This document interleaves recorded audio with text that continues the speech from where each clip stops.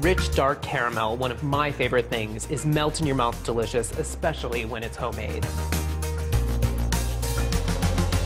I know this is a kitchen conundrum that you have encountered before, and that is, dun dun dun, it's the crystallized caramel. Here in my pot, you can see this is what crystallized caramel looks like. You have every intention of making that golden brown, amber colored deliciousness, but sometimes it ends up like this. Well, you don't have to start over.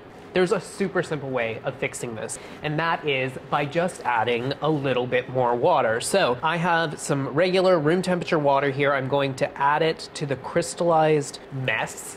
And now what you want to do is you want to bring this up to a boil, and you want to re-dissolve all of the crystallized sugar. So this will take a few minutes. As the water comes up in temperature, it will start dissolving those big crystals, and then eventually they'll just turn into sugar syrup, and then you can start the process of caramelizing the sugar over again. Always, when you're making caramel, you want to make sure to have one of two things. A brush with a little bit of water, so you could brush down the sides of the pan if any crystals form, or the same thing works with a lid, because what the lid does is the steam rises to the top, collects on the lid, and then it washes the crystals that form down along the side of the pan, almost like it's raining.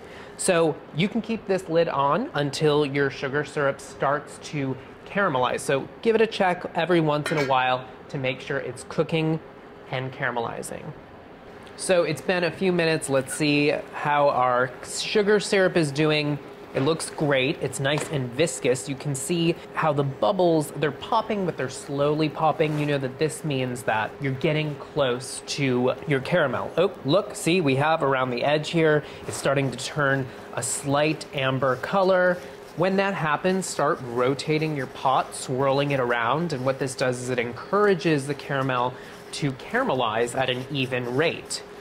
Now, caramel's great for a number of things. You can make a brittle with this. You could make a caramel sauce, which I'm going to be making today. So have on hand about a half cup of heavy cream, because you're going to pour this in right at the right moment when you have that nice dark amber color.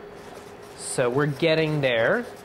So really all it takes is that little bit of extra water to dissolve the crystallized sugar. You don't need to add any more sugar to your syrup, because what's happening in this process and in the process of making caramel in general is that all of the water is evaporating and you're really only left with sugar in the end. Now, as always with caramel, whenever you're making it in a darker pot like this, you want to take it a shade darker than you really are comfortable with, because it seems darker than it really is. If I took a spoonful of this caramel off and I put it on a white surface, it would be lighter in color. But since I'm making it in this stainless pot, it's going to seem as though it's done before it is. So dare to go to the dark side.